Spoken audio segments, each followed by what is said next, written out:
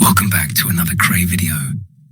Please subscribe to our YouTube channel so you don't miss any videos.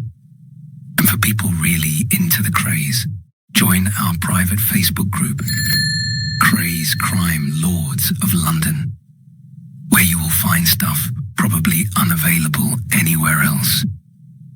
We're an established group with a large membership, and best of all, we're friendly. The link is in the YouTube description section.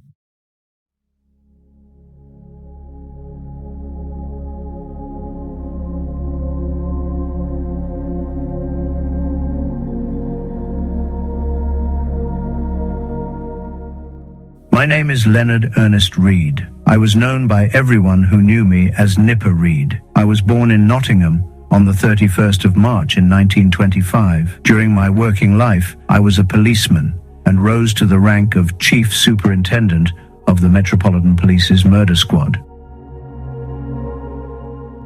I led the investigation into the arrest and eventual conviction of the Kray twins and their firm in 1968 and 1969. Away from my police work, my passion was boxing, and I became a boxing administrator, a position I held for many years. I continue my story from where we left off in the last episode, the Great Train Robbery of 1963. The gang were by now hiding out at Leatherslade Farm in Buckinghamshire, a rundown property situated about 27 miles from the crime scene, between the villages of Oakley and Brill. The farm was a big, rambling place. It was clear that Maurice Ray, the fingerprint expert, and his team had scoured every inch of the room, seeking any traces left by the inhabitants, but there were no fingerprints anywhere. Every room was daubed with fingerprint powder, but nothing of consequence was found, not on light switches, nowhere.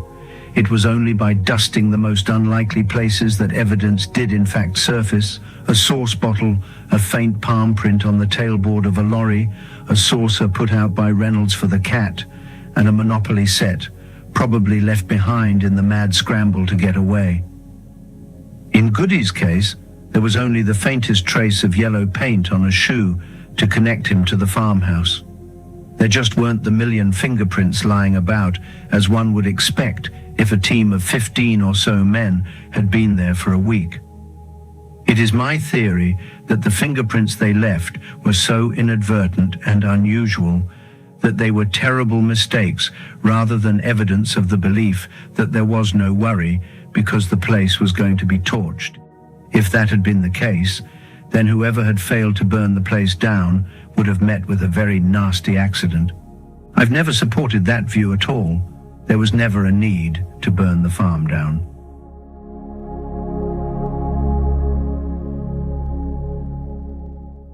Early on at Aylesbury, it became quite clear that a London team had executed the job.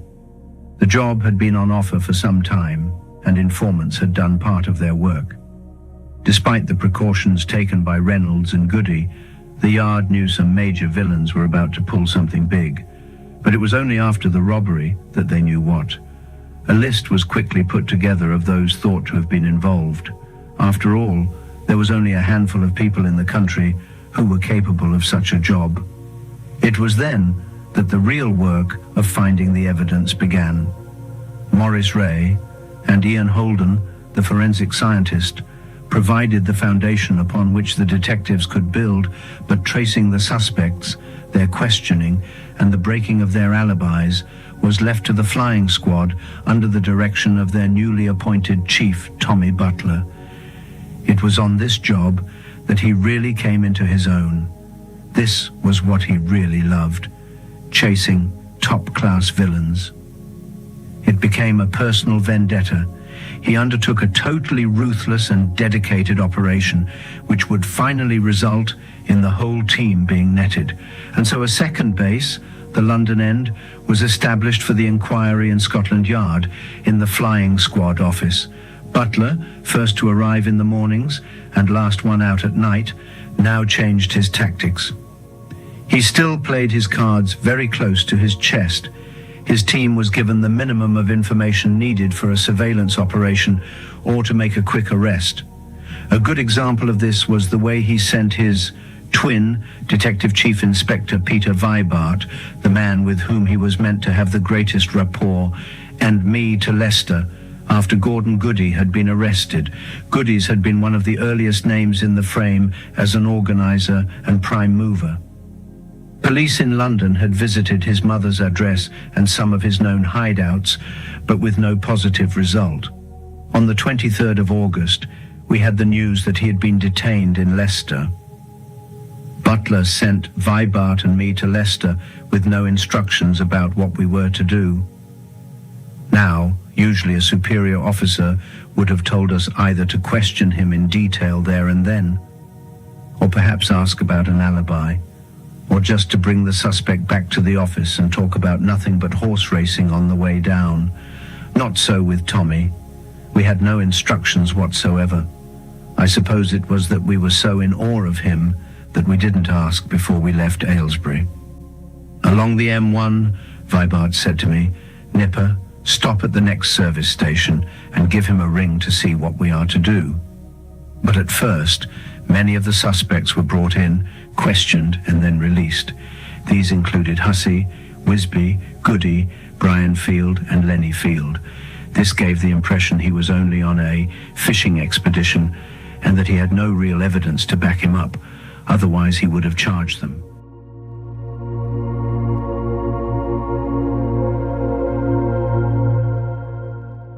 This was a most unusual practice for Tommy. Normally, and it was well known amongst the villains, once he had his hooks into someone, it was seldom they left the police station except to go to court. As a result, some of his junior officers began to be worried that he was going soft. Nothing of the kind. He was merely playing a game of patience.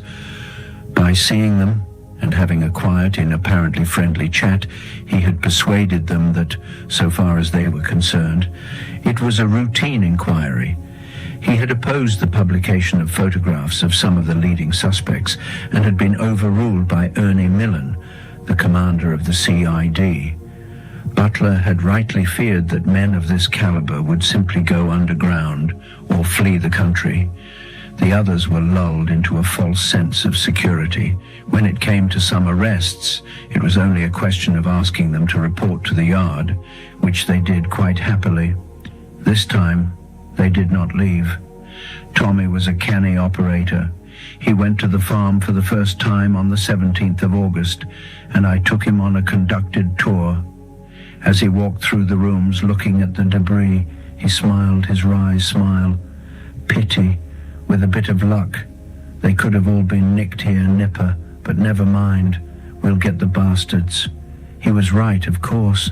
Within a matter of weeks, 9 of the 15 had been arrested and charged, and another 5 had been posted as wanted. There had been a breakthrough the previous day.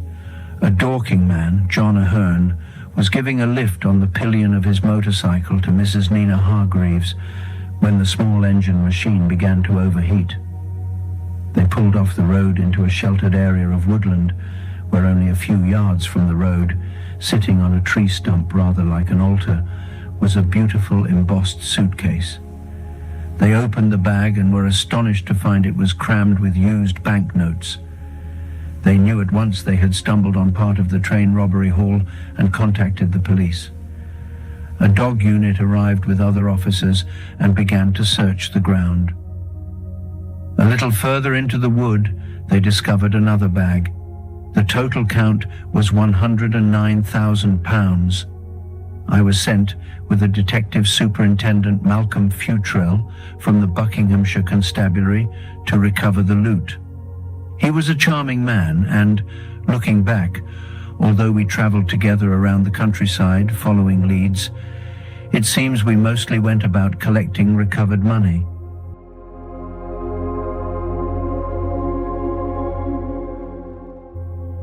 Futrell was an independent man and so managed to avoid the infighting and controversy amongst other senior officers in the inquiry.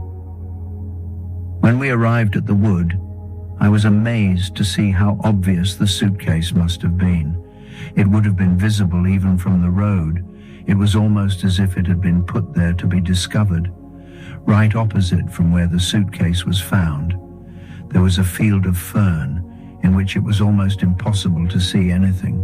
With a bit more planning, the suitcase could have remained undetected for years. Anyone less honest than Mr. Ahern and Mrs. Hargreaves might have been tempted to keep the swag, but at that time, anyone seen with a suitcase was fair game for a stop by an officer. The country was in the grip of great train robbery mania. Anyone stopped with more than an ordinary roll of banknotes would certainly be invited to assist the police with their inquiries. Hundreds of calls were received from up and down the country, giving information about this or that person acting suspiciously by spending money freely. Any spare moment of Joe Public's was spent in debating what he would do with his share, how he would hide it or disguise it, get it out of the country, and where he would go to live happily ever after. And we, the investigating officers, were not above joining in the speculation. One beneficiary of the find was the press. The next weekend, what seemed like half of southern England came out to play Find the Train Robbery Money, for which, of course, there was a substantial reward. The photographers had a great time shooting pictures for the Monday morning editions. At the bottom of the Dorking suitcase, a German hotel receipt was found in the name of Herr and Frau Field. This was Brian Field, the solicitor's clerk, and the money was obviously his share of the proceeds. Brian Field, a very good-looking, smooth-talking man, had been managing clerk to a solicitor, James Wheater, who had offices in the West End. He had been fairly easy to link to the job because Wheater's firm had been instructed in the purchase of Leatherslade Farm.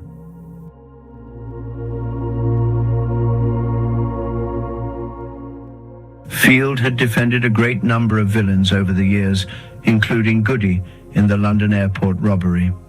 Once the hotel bill had been found, Jack Pritchard had been keen to arrest Field, but orders from above countermanded him.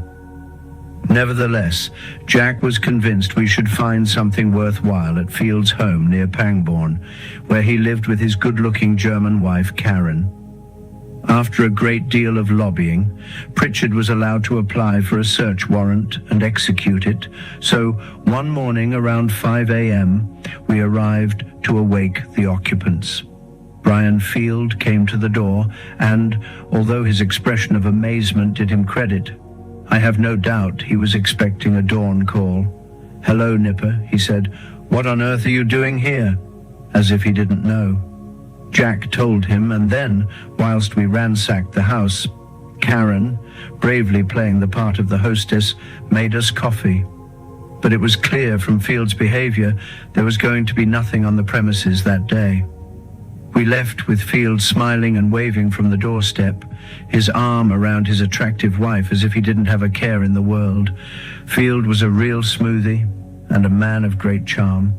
I had known him when he was defending, and in his professional life, he was always extremely straight with me. If he was going to do something, he would tell me in advance and not spring it on me in the witness box. For his part in the train robbery, he was eventually charged with conspiracy to rob and convicted. He was sentenced to 25 years imprisonment, but on appeal, his conviction for conspiracy was quashed, and he got 5 years as a receiver. I saw him again when in 1966, after his release from prison, he came into West End Central about Jack Buggy's murder. Later, he changed his name and remarried, putting his past behind him. When he was killed in a road accident, his new family was completely shattered to learn his real identity.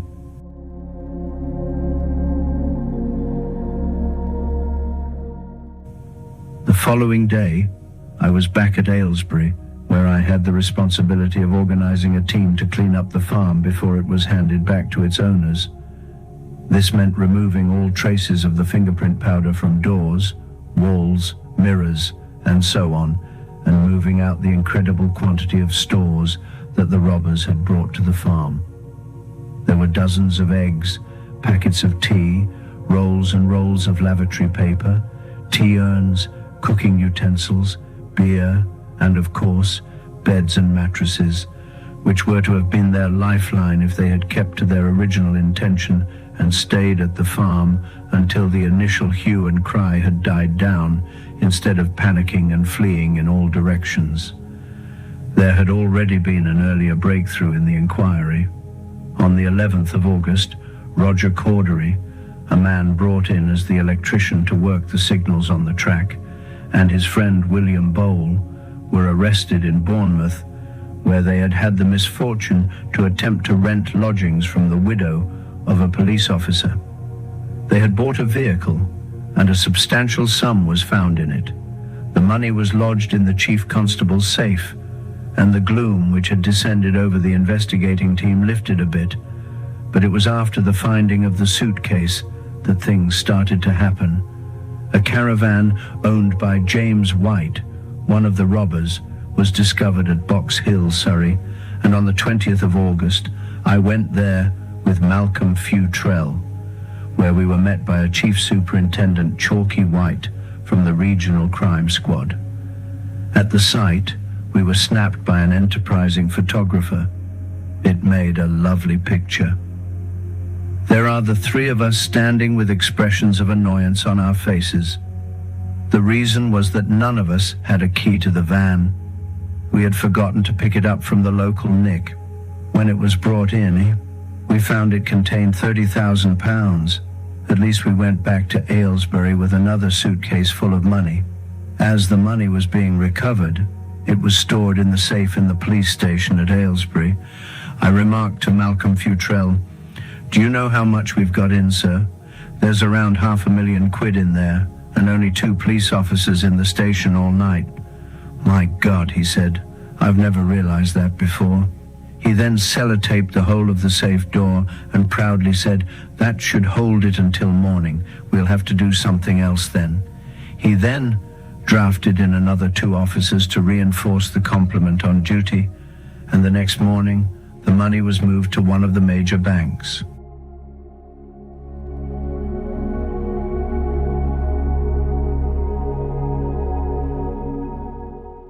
There is a sequel to the story of Jimmy White's caravan. Reporters and photographers sent to cover this particular crime of the century were often short of news.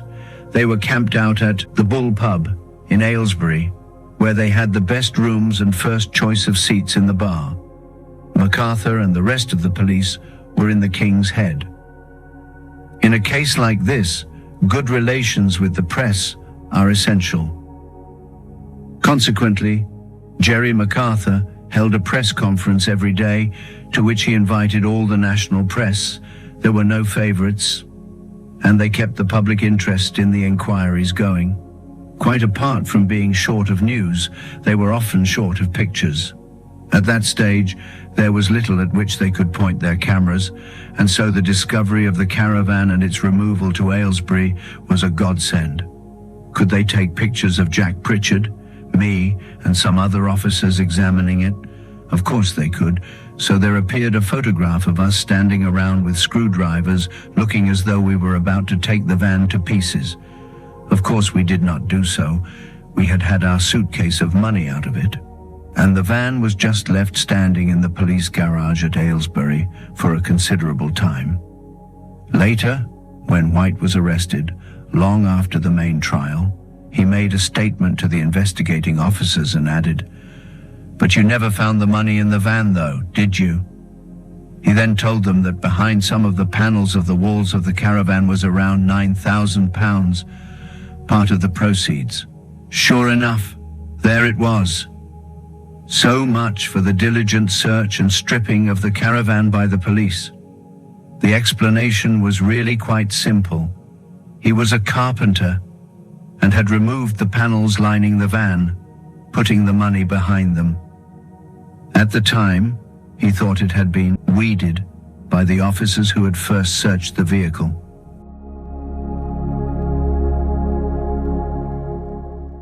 From then on, arrest followed arrest. Goody, Hussey, Wisby, One after another, Butler had them. He never let up, even after the main body of the team had been charged and convicted. His campaign to trace Charlie Wilson after his escape from Winson Green Prison in Birmingham, his persistent dogging of Buster Edwards until the man lost his nerve and surrendered, and his patient tracking of the mastermind Bruce Reynolds have all been well documented. The accounts bear testimony to Butler's determination.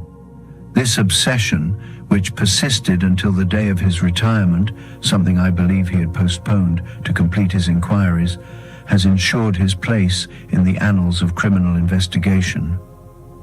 I wonder whether the exertion and stress brought about his early death shortly after that retirement. The long sentences passed at the trial have been the subject of much discussion. I believe they set the standard. This gang, who pulled off the biggest caper in criminal history, must have known that if they were caught, the punishment would be of a similar standard. Top weight. It had to deter others from robbing the Queen's mail and discourage the use of violence. That used against poor Jack Mills was quite gratuitous. He was completely outnumbered and could easily have been overpowered without the blow to the head which may have contributed to his death 7 years later. This put the attack in an even more reprehensible light, and no amount of gloss can overcome it. These men were professional criminals of the highest quality who set out on an enterprise they were convinced would be successful. Even so, had they known before they started out that they would be nicked, I still think they would have done it. Just to say they pulled the biggest caper of all.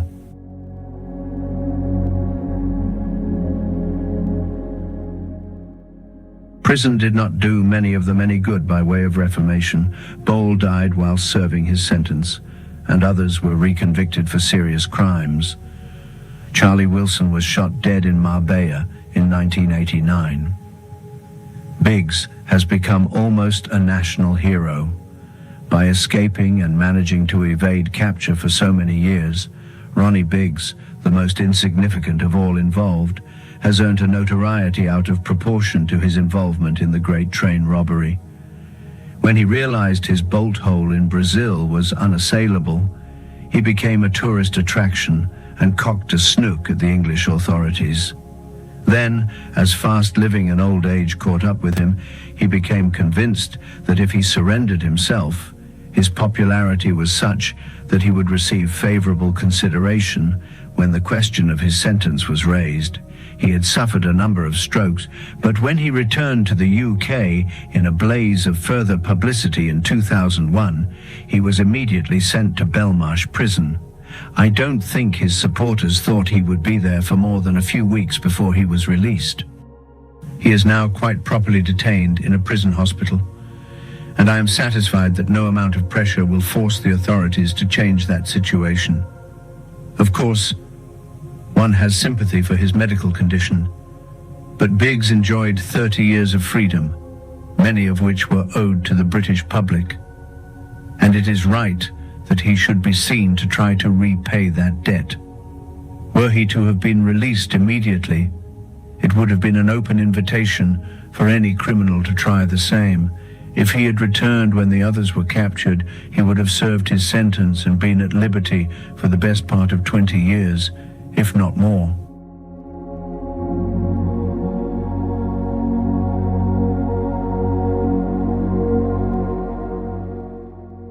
The police investigation of the train robbery was an outstanding success, so far as arrests and convictions are concerned. The failure was in recovering only a fraction of the money stolen. Of the total of £2.6 million taken from the train, only some £400,000 was recovered. There have been a number of suggestions, apart from the mastermind theory, as to where the money went. First, there are always other expenses.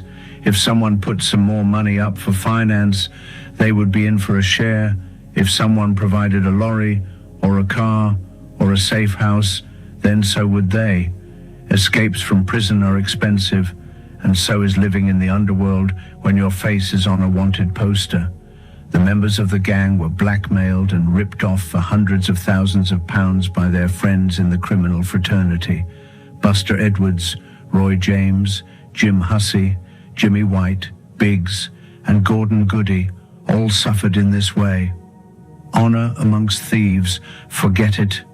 It is pure bullshit.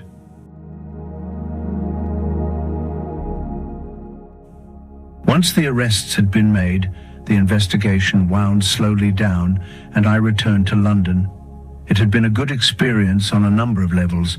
First, it introduced me to the bickering at high level, which I would meet again later in my career, but more importantly, it was an introduction to the investigation of a major crime, which served me in good stead. When the time came to leave, I was sorry to go. It had been a pleasure to work under Jerry MacArthur and Malcolm Futrell. Brigadier Cheney never pretended to be a policeman. He was a fine administrator and organizer. He had professionals to do the coppering job. He called me into his office where I found Jerry, Malcolm, and Jack already there, gave us a glass of sherry, made a short speech of thanks, and presented police force ties to us all. Jerry MacArthur went on to become the head of the CID for Hertfordshire and was later appointed the Assistant Chief Constable and Coordinator of the No. 5 Regional Crime Squad. During his time there, victims of the Richardson's torture trials, recognizing him as a man of integrity, went to him and, much to the chagrin of some of the elders at the yard, he began the investigations which led to the conviction of the brothers and their henchmen. I met him on the steps of West End Central Police Station just after he had detained a number of members of the gang. "I'll tell you what, Nipper," he said, "the train robbery was nothing compared with this lot." Brigadier Cheney retired, and his force was swallowed up in an amalgamation, re-emerging as part of the Thames Valley Police. Malcolm Futrell retired and lives on the south coast. Jack Pritchard, who died recently, left the force after 30 years, during which time he rose to a uniformed chief superintendent and became a black cab driver. I always regarded the tie given to me at the end of the inquiry as my lucky one, and wore it when I attended promotion selection boards. Over the years, it has justified my faith in it, because I passed them all. The next to come was my selection to Detective Inspector. I then learned that I was to leave the frying pan of Paddington for the fire of the East End. Thank you for listening. That's all for this edition. I'll see you in the next one soon.